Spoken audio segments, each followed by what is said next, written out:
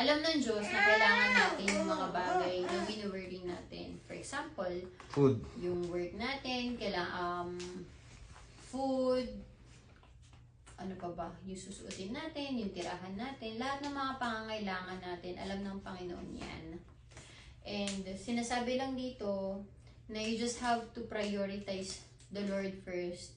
Prioritize His kingdom and prioritize His righteousness. Seek first His kingdom and His righteousness, and all these things will be given to you.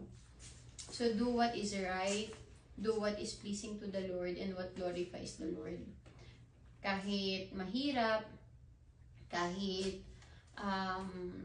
masakit minsan, di ba?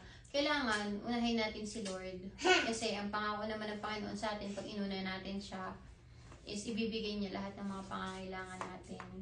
The Lord encourages us not to worry yung mga future problems natin. Worry about today, but tomorrow should worry about itself.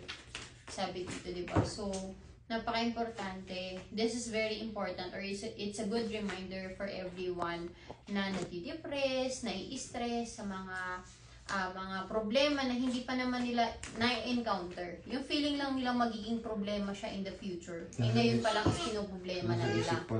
Diba? Sinasabi dito na